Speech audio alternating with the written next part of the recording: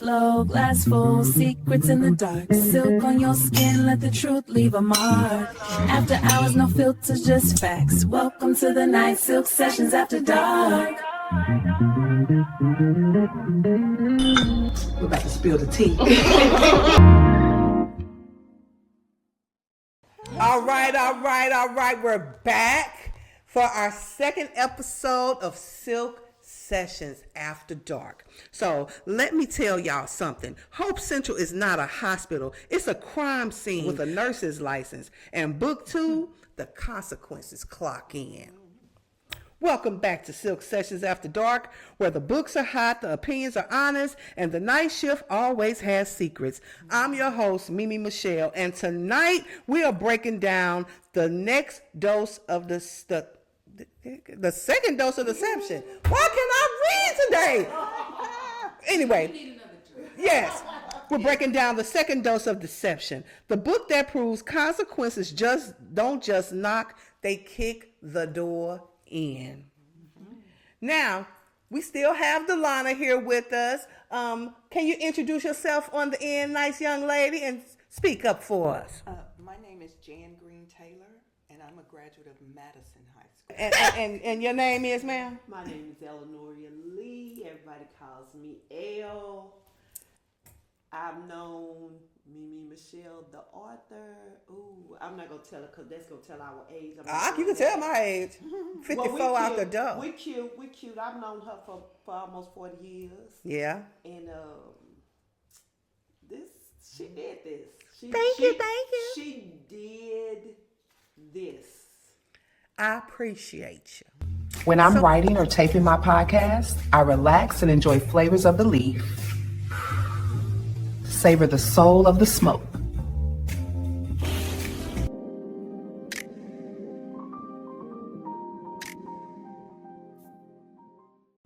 So now, ladies, we ain't drinking no more because I want to make sure I can read. You can say that. Book 1 was the scandal. Book 2 is where the reckoning begins.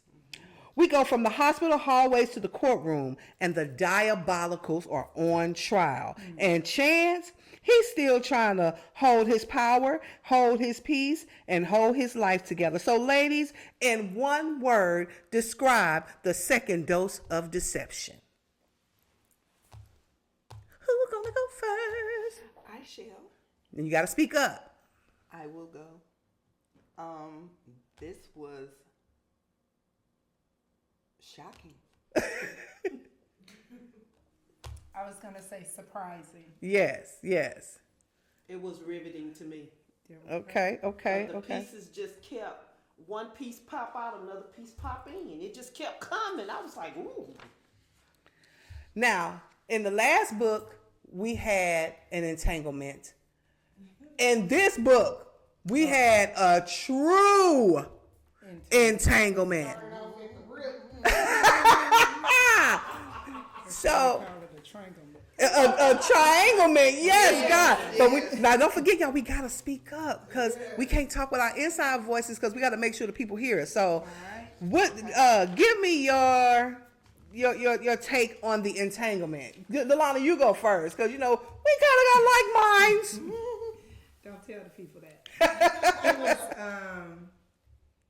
It caught me by surprise. I will say that. It caught me by surprise, but I was really into it to see where it was going to lead. Yes. Where it was going to go.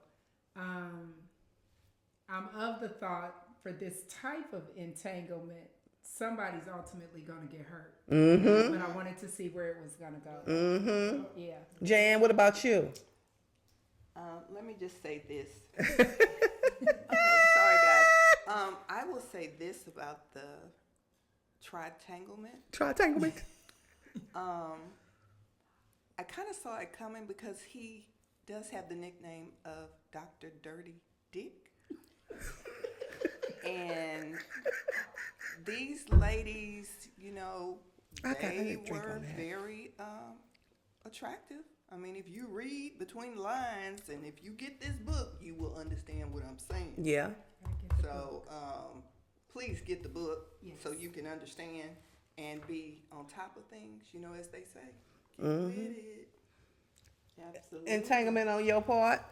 Well, okay, so I'm with Jan. I kind of the people that were involved in the entanglement. I didn't think it was gonna be those two females in the entanglement. Right. So, but oh yeah, Dr. Dickinson, his name suit him well, baby. Yes, indeed. And I wanted to write that, and they was like, "Have you had that experience?" No. I am strictly dickly. I like ding dongs, not little Debbie's. And I am very stingy, and I'm very jealous, and I'm very territorial. So I could never share. But I know a lot of people who do. And most of the I know a lot of people who do. And somebody gonna always get the short end of the stick, and somebody's gonna always get their feelings hurt. Nobody's never gonna have enough, and somebody's gonna be jealous. And you gotta know, do you really have the thick skin for that? And I just wanted to write. I always want to write a consequence, no matter what it is I write about. I always want to write redemption. I want to paint us in a picture, and I'm never going to write us poor. I made that very, very clear. But I always want to paint like the situation has a means to an end. And sometimes your end don't always work in your favor, because every choice has a choice. Every action has a reaction. And I knew when I wrote that part that it's a menage a trois. It's what's the word? I'm having a brain fart. No. The name for that relationship. It was a polyamorous relationship. And once he had that, at that moment, he was fulfilled. He was. Because he was thinking to himself, oh, that's my problem. I need this part of a person to satisfy this part of me. I need this type of person to satisfy this part of me. And what it was is Tasha, she is the around the way girl. She's the around the way girl. She hood. She get her nails done. She change her hair like I changed my hair. She probably, other than the smashing of the sandwiches, she kind of like me. I'm just kind of a roundaway girl. I'm bougetto. I'm bougie when I need to be. I'm ghetto when I need to be. That's just who she was, and she's honest. She's true. She's real. She's loyal, and she keep her hair together. And she bad. And she tell it like she bad. So, but the the detective, I can't remember this baby's name. It's in here. Help me, Holy Ghost. Faith. Faith, she was very demure. She had to be strong on her job, but when she wasn't at work, she was very delicate. Very, She wanted to tap into her feminine. She wanted to tap into her side, feminine energy, because at work she had to be very strong, very demanding. She wanted to take that cape off, and she wanted to live in her feminine energy. To be cared for. Yes. And she was madly in love With Dr. Dickerson. with Chance. So people think the mess is in the sex. No. The mess is in the emotions. What do you think, ladies? I agree. It's in the emotions. They talk to us about women. I can do that. But I'm telling you, I want to use the F word, but it's not good for my ratings. But they be saying F word on YouTube. But I'm not going to do it. They think we can smash without getting wrapped up in it. And I'm sorry. In the beginning, you might think you can. But eventually, especially if them 9 inches is right and they hitting right, you don't want to share that. We are emotional creatures. Come on, Toya in the background, sing. So let's talk about the courtroom energy, because this is when Bradford is introduced. Ladies, tell the people who Bradford is. Bradford is the twin brother. Bradford is the twin. White twin The brother. white. Zoom in. They are twins. And you're like, how are they twins?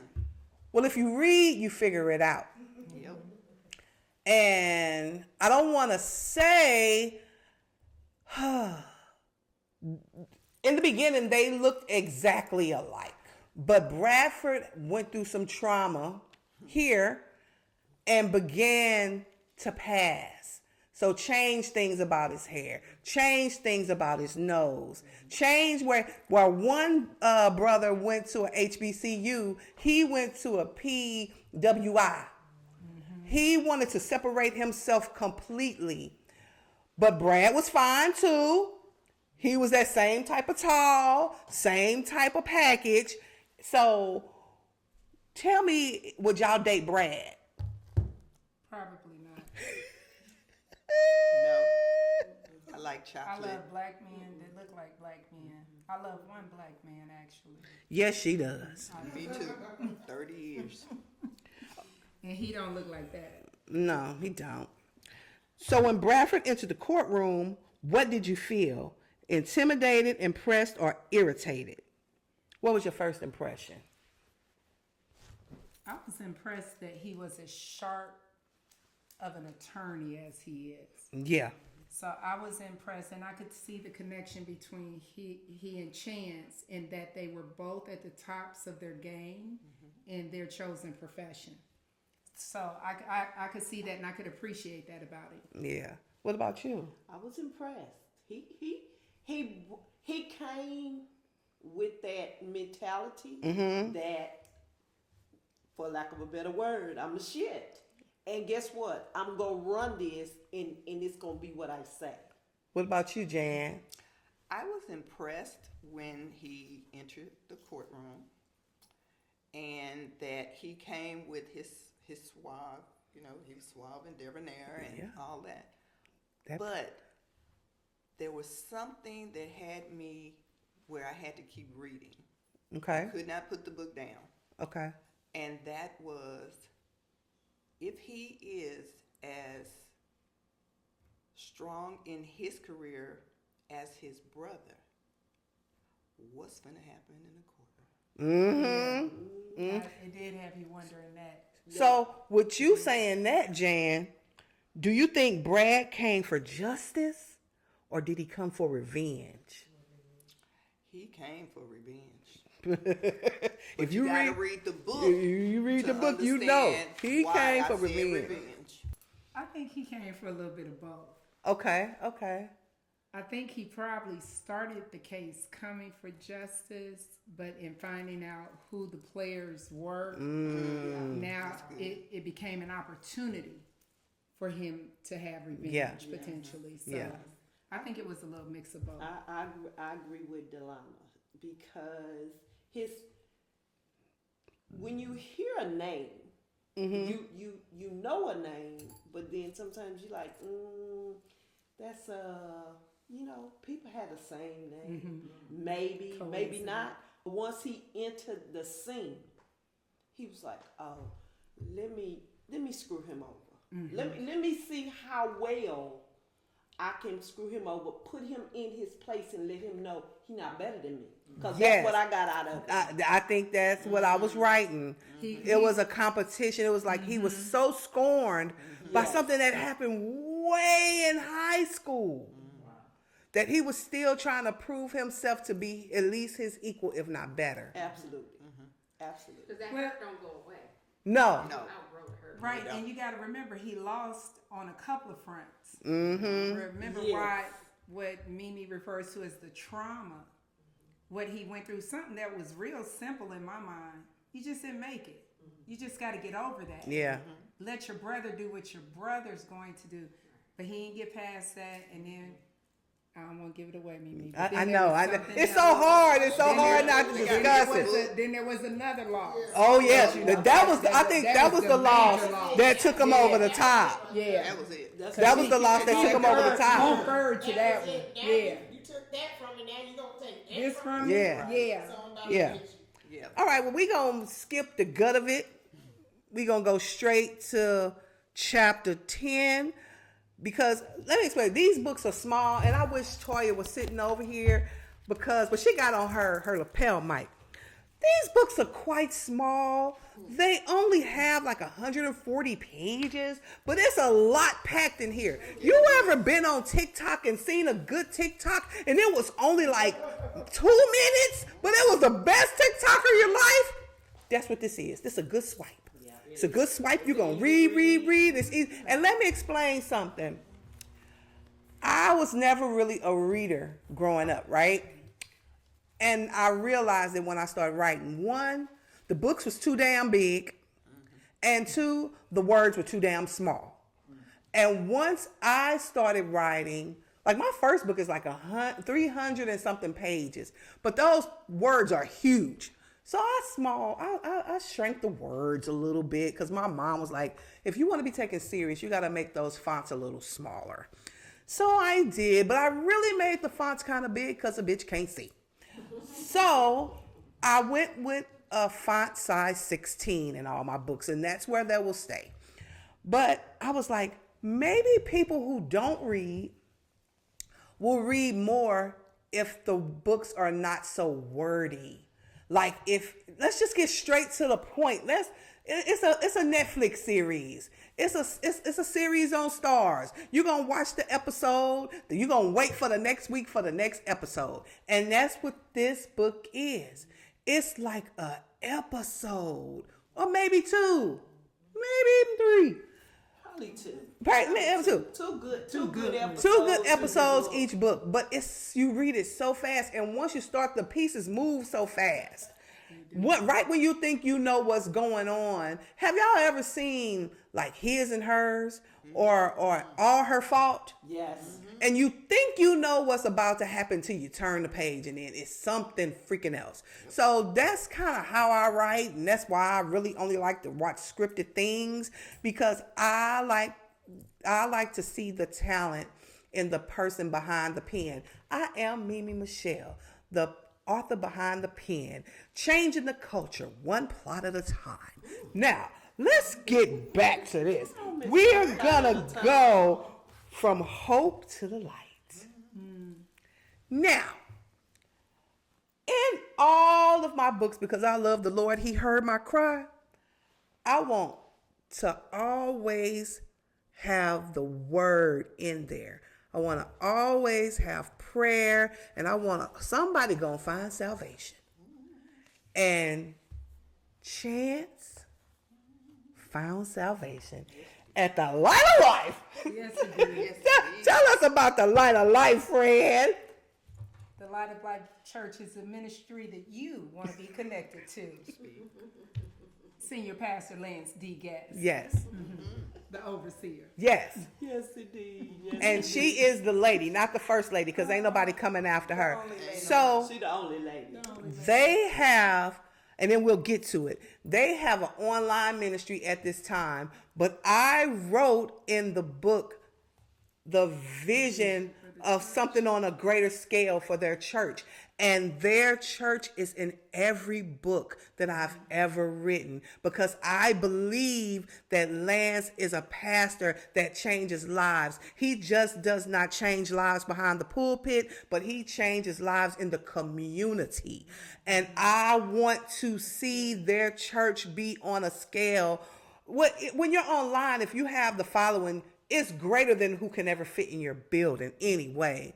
But I want to see in Houston or in Fulshire or in A-Leaf, thousands of people running in the door asking, oh Lord, what must I do to be saved? And I believe they can do that. I've watched them give away Christmas gifts. I've watched them help people during the floods.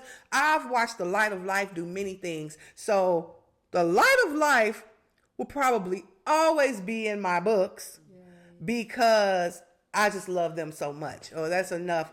I know y'all think that's a PSA, but it is what it is. Even when written in the stars, I was talking about my home church where we met, but I made it the Light of Life because I didn't have permission from my church to use their name. So And I just kind of morphed it into, no, it's a standalone. It's their story. So tell me, Chance walking into the church wasn't about religion. It was about surrender. When you can't control anything else, you either break or you heal. When y'all read that chapter, how did it make you feel? It made me feel good in that no matter what he had going on in his life, Yeah. he was still anchored in God. And Yes, God. And that's what was most important. Yes, he was. That's what was most important. Well, it's like, it says, train up a child the way he should go. And Yep. when he is old, he will not depart. Yep. Well, he was invited to go back. And that's what it took for him to be invited, or really someone to say, come with. Yeah. And so by him getting that invitation, he was in the right place. At the right time. Oh, Come on, what about you, Ellie? That's good. I agree. I agree with Delana and with Jan because, even in your lowest moments, sometimes even in your highest moments, you seek redemption. Yeah. Because we're human. And, That's right. and we fall. We're fallible. We're not, there's no such thing as perfection. Yeah. And even though we strive for it, Yeah. we look for it. Yeah. We attempt. It never happens because we can't do everything. Yeah. We can't be everywhere. We can't be everything for everybody. Yeah. That's the thing. So you absolutely have to have, those invitations, those people that's gonna slap you upside the head and say, "Look here, that's not what you're supposed to be doing." Yeah. That's right. You That's need right. those people in your life that's going to invite you to those things that you don't think of. Yeah. That's it. And I always want to show, no matter how grimy he was, no matter how many women he slept with, no matter how many women he slept with at one time, he was not bad enough where he couldn't have redemption. He was still able to be redeemed. We're going to talk about the full circle moment. So, Pastor, last guest, that was a full circle moment for them, because when he walked up, the pastor recognized him immediately from school. That's right. Oh, hey, Tina! Hi, Yo, put your pajamas on. We got one of our guests here. Go put your pajamas on, girl. So that was a full circle moment. And do you think London, this is what I was trying to show, London being a stabilizing force. She was a stabilizing force for him. She was. It was like she reeled him in, and she didn't, like when everybody else would go crazy about him, she was like, what's up? She kind of have your personality a little bit, Renee. She was just like, She let him know, Renee. it was like she loved him, but she was like, I'm not doing that. I'm not doing that. I'm not sleeping with you. None of that. We're not doing none of that. All right, Galentine. So do you think Chance can truly change, or is the night shift still in him? Y'all done read all three. I think he's going, the things that he's experienced and what he has gone through truly has changed him. Yeah. I truly do believe that.